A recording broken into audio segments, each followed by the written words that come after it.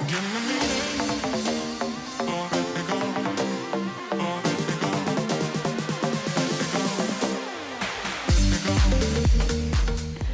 आप जानते हैं कि हमारे देश में कितने तरीके के पोहा बनते हैं?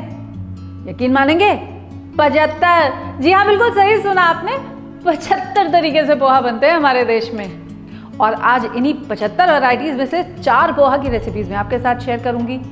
ये 4 पोहा देश के अलग अलग कोनों से हैं और अलग अलग होने के बावजूद इनमें काफ़ी सारी सिमिलैरिटीज भी हैं और कुछ डिफरेंसेस भी हैं ना, जिनकी वजह से ये इतने पॉपुलर है।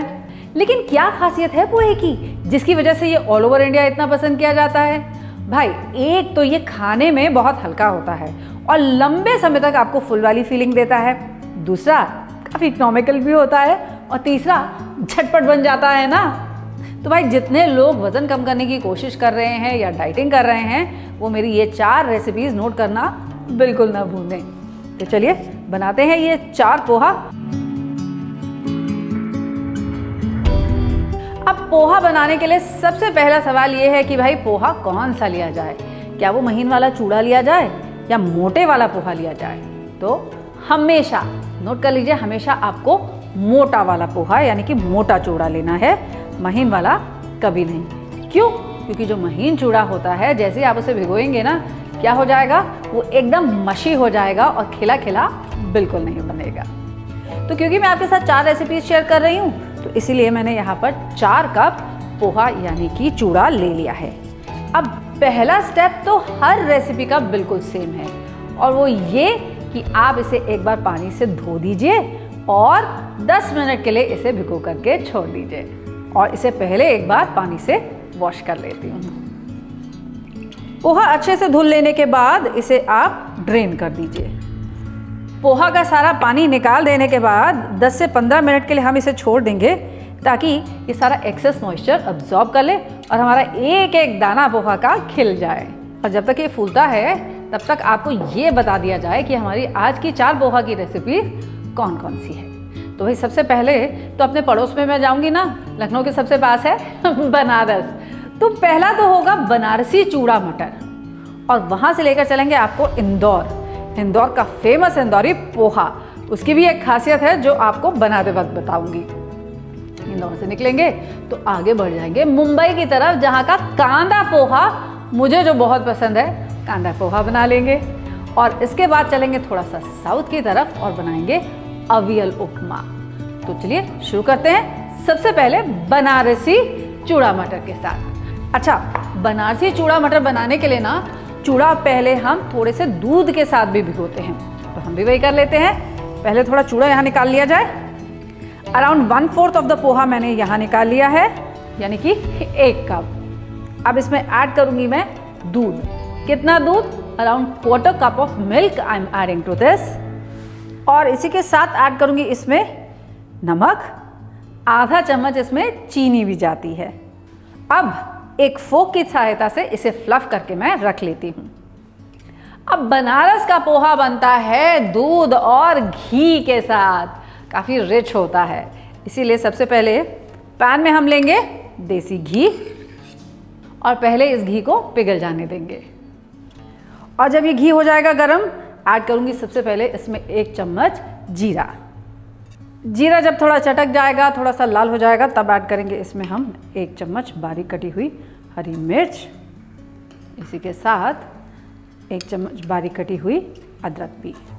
हरी मिर्च और अदरक जब फ्रेग्रेंट हो जाएंगे, अच्छे से पक जाएंगे, तब ऐड करेंगे हम इसमें 1/4 कप मटर और ऐड करूँगी इसमें 1 छोटा चम्मच गरम मसाला पाउडर और इसी के साथ साथ 1 छोटा चम्मच काली मिर्च का पाउडर भी। इन सब को टॉस कर दीजिए।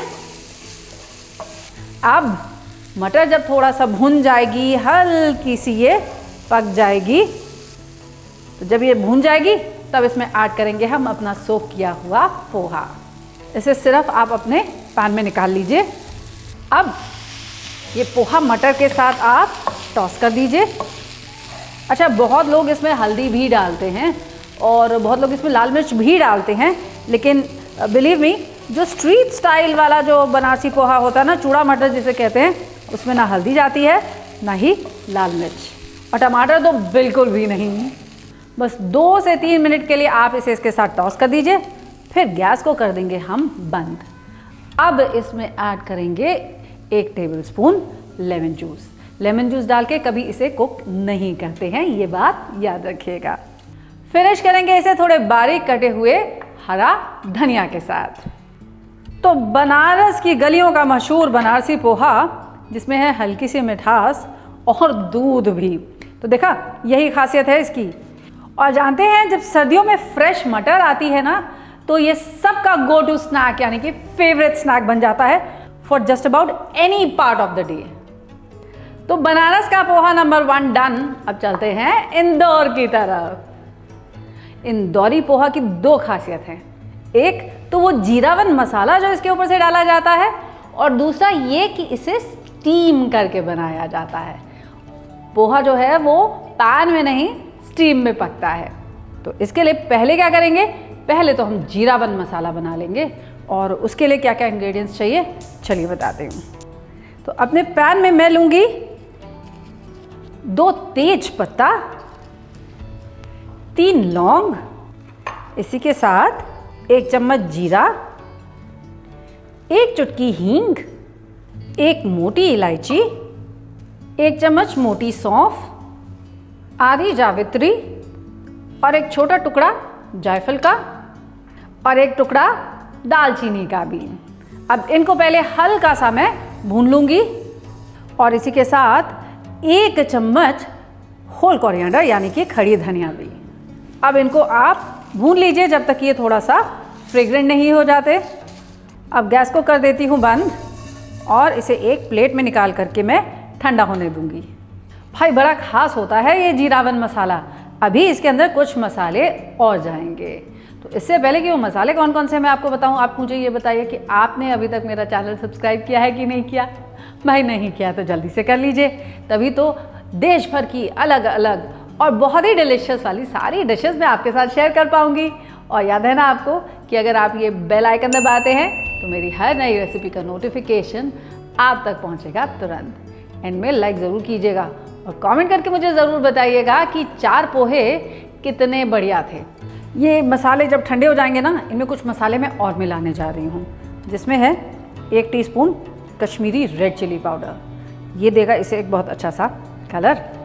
इसी के साथ आधा टीस्पून मैं ऐड करूँगी इसमें सौंठ यानी कि ड्राई जिंजर पाउडर, और ऐड करूँगी 1 टेबलस्पून खटाई यानी कि अमचूर पाउडर, और आधा टीस्पून ही इसमें ऐड करूँगी मैं काला नमक भी। अब इन सब को मैं मिक्सी में पीस करके इनका एक फाइन पाउडर बना लूँगी। तो ये रेडी हो गया हमारा जीरावन मसाला, जो जैसे मैंने आपको बताया है इंदौर के पोहे की शान और उसकी जान। काफ़ी फ्रेग्रेंट, काफ़ी फ्लेवरफुल, बिल्कुल अलग फ्लेवर्स हैं इसके।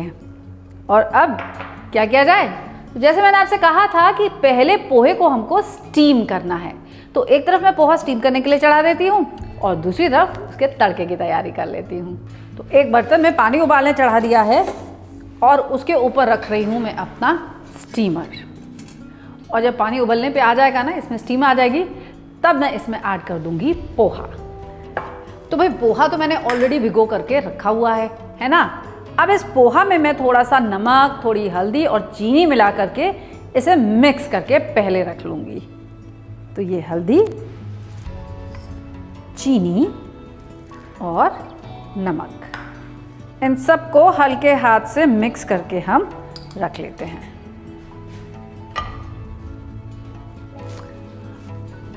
पोहा को स्टीम करना है ना, तो इसे स्टीम करने के लिए अपने स्टीमर में ऐड कर देती हूँ। तो जब तक पोहा होता है स्टीम, यहाँ करते हैं तड़के की तैयारी, जिसके लिए ले लेते हैं पैन में ऑयल, और सबसे पहले मूंगफली को हम थोड़ा तल के निकाल लेंगे। मूंगफली जब चटक जाएगी, मूंगफली को हम निकाल करके रख लेंगे। मूंगफली भी भून गई। अच्छा, पिछले 4 मिनट से मेरा पोहा भी स्टीम हो चुका है, तो अब इसे मैं गैस को बंद कर देती हूँ। पोहा को ज़्यादा लंबे समय तक स्टीम मत कीजिएगा, नहीं तो पोहा एकदम मशी हो जाएगा। मूंगफली डन। अब ऐड करेंगे इसी तेल में थोड़ा सा जीरा, इसी के साथ एक चुटकी हींग, 1 चम्मच बारीक कटी हुई हरी मिर्च, बारीक कटा हुआ प्याज, कुछ करी लीव्स और इन सबको स्टर कर दीजिए। इन्हें हमें हल्का गुलाबी पका लेना, बहुत ज़्यादा डार्क ब्राउन नहीं करेंगे प्याज को, बस प्याज अच्छे से पक जाए, हल्का सा गुलाबी कलर ले ले, that is all we want. तो जब तक मेरा प्याज भूनता है, यहाँ इस पोहा को मैं एक हल्के हाथ से फोक के साथ फ्लफ कर देती हूँ। प्याज भी गुलाबी हो चुका है, अब गैस को कर देते हैं बंद। ऐड करेंगे इसमें वापस से ये तली हुई मूंगफली, इसके ऊपर ऐड करेंगे ये पोहा जो हमने स्टीम करके रखा है। इन्हें टॉस कर लीजिए। ध्यान रखिएगा इस वक्त गैस मेरी बंद है। गैस को बंद करने के बाद हम डालते हैं इसमें ये पोहा। अब देखिए कितना खिला खिला पोहा बना है। अच्छा, इसे सर्व करने के लिए ना पोहा निकाला जाता है एक प्लेट पर और इसके ऊपर ऐड किया जाता है ये जीरावन मसाला और इसे टॉप किया जाता है थोड़ी इंदौरी सेव या रतलामी सेव के साथ, जो आपको अच्छा लगे उसके साथ। बहुत लोग तो इसके ऊपर अनार के दाने भी डालते हैं ताकि इसमें एक अच्छा सा खट्टा मीठा सा टेस्ट आ सके। और इसे परोसिए एक स्लाइस नींबू के साथ। थोड़ा इसमें बारीक कटा हुआ हरा धनिया भी ऐड कीजिए। तो भाई इंदौर की सैर करने के बाद अब बम्बई का रुख करते हैं और बनाते हैं वहाँ का मेरा फेवरेट वाला कांदा पोहा। तो मुंबई का फेमस पोहा है कांदा पोहा। कांदा जानते हैं आप किसको कहते हैं? कांदा कहते हैं प्याज को, यानी कि इसमें प्याज काफ़ी अच्छी मात्रा में पड़ता है।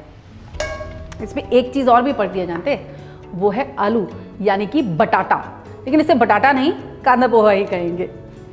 तो एज एवर सबसे पहले शुरू करेंगे with a little oil in my pan. तेल जब हो जाएगा गरम, ऐड करेंगे इसमें 1 चम्मच सरसों। अच्छा देखा आपने शिफ्ट कहाँ आया? पहले जीरा था, अब जीरे की जगह हम इसमें ऐड कर रहे हैं सरसों के दाने। और इसी के साथ ऐड करेंगे इसमें 1 चम्मच बारीक कटी हुई हरी मिर्च, कुछ करी लीव्स को तोड़ के ऐड कर रही हूँ मैं इसमें। इन्हें स्टर कर दीजिए, फ्रेग्रेंट हो जाने दीजिए। और ऐड करूँगी थोड़ी मूंगफली, इसे भी स्टर कर लेते हैं। अब आएगा कांदा यानी कि बारीक कटा हुआ प्याज। प्याज को बस हल्का सा इसमें मिक्स कीजिए। इसी के साथ ऐड कर दूंगी मैं इसमें ये उबला हुआ और क्यूब किया हुआ आलू। और अब इसमें ऐड करूंगी मैं आधा छोटा चम्मच हल्दी, इसी के साथ 1 चम्मच चीनी भी, स्वाद के अनुसार नमक, और इनको भी आप मिक्स कर दीजिए। तो आपने नोटिस किया प्याज को हमने अच्छे से भुना नहीं है, ब्राउन नहीं किया है, गोल्डन नहीं किया है, बस आलू और इन मसालों के साथ ये प्याज भी पक जाएगा। यानी कि प्याज की जो मिठास है ना वो बनी रहनी चाहिए। और उस मिठास को और एनहांस करने के लिए हमने ऐड कर दी इसमें थोड़ी सी चीनी भी। तो ये हुआ एक और फ़र्क आपके बाकी पोहा और मुंबई के कांदा पोहा में कि इसमें होती है एक हल्की सी मिठास। और अब ऐड करने जा रही हूँ इसमें मैं पोहा। मिक्स दिस इन और ये रेडी हो गया हमारा पोहा नंबर 3 यानी कि कांदा पोहा। कांदा मतलब प्याज। तो इसे ना सर्व करेंगे हम बिल्कुल स्ट्रीट स्टाइल में, वैसे ही जैसे मुंबई की सड़कों पे आपको ये खाने को मिलेगा, यानी कि दोने में। गार्निश करूंगी कुछ बारीक कटी हुई हरी धनिया के साथ और सर्व करूंगी नींबू की एक वेज के साथ। तो पोहा नंबर 3 भी डन। अब चौथा पोहा वो है अवियल उपमा। चलिए वो भी बना लिया जाए। तो मुंबई से किया है हमने साउथ का रुख और बनाने जा रहे हैं अवियल उपमा। इसके लिए once again I am going to take some oil in my pan. और वंस अगेन ऑयल को फिर से हो जाने देते हैं हम अच्छे से गरम। तेल जब गरम हो जाएगा ऐड करेंगे इसमें सबसे पहले तो सरसों के दाने और इसके बाद चने की दाल, इसी के साथ 1 चम्मच उड़द की दाल भी, 2 से 3 लाल मिर्च तोड़कर इसे स्टर कर लेते हैं और दालों को हम थोड़ा सा गोल्डन हो जाने देंगे। मिर्च जब हल्की सी फ्रेग्रेंट हो जाएगी तो मैं ऐड करूँगी इसमें 1/4 कप मूंगफली और इसी के साथ 10-12 काजू भी। इनको भी स्टर कर लीजिए और मूंगफली और काजू को भी हल्का सा गोल्डन हो जाने देते हैं। मैं इसमें ना थोड़ी सी हींग भी ऐड कर रही हूँ, just about a pinch of हींग, और इसी के साथ बारीक कटी हुई अदरक। ये सारी चीज़ें ना केवल फ्लेवर देती हैं बल्कि जानते हैं ना डाइजेशन में भी कितना हेल्प देती हैं। तो अदरक, हरा मिर्च ये गया इसमें, और इसको एक जल्दी से स्टर देंगे और ऐड करेंगे इसमें बारीक कटा हुआ प्याज और एक और बहुत अच्छा फ्लेवरिंग एजेंट और जिसके अगेन बहुत सारे फ़ायदे भी हैं, वो हैं ये करी लीव्स। तो ये करी लीव्स भी इसमें ऐड कर देते हैं, इन्हें भी स्टर कर दीजिए। तो जब तक ये प्याज पकता है ना, मेरे पास जो यहाँ पे फाइनली ये पोहा बचा है मेरे चौथे पोहा की रेसिपी के लिए, इसमें भी मैं मिलाऊंगी थोड़ी सी चीनी, once again just about a teaspoon of sugar, इसी के साथ थोड़ा सा हल्दी पाउडर। इन सब को भी एक फोक के हेल्प से आप अच्छे से मिला दीजिए। और यहाँ ये जो प्याज और मिर्च और सारी वेजिटेबल्स पक रही हैं ना, इनमें 2 वेजिटेबल्स मैं अभी और ऐड करने जा रही हूँ, और वो है बारीक कटी हुई गाजर और थोड़ी सी मटर भी।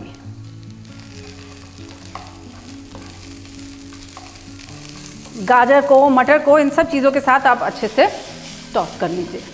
अब इसमें ऐड करते हैं हम ये पोहा। पोहा को भी कर लीजिए आप टॉस।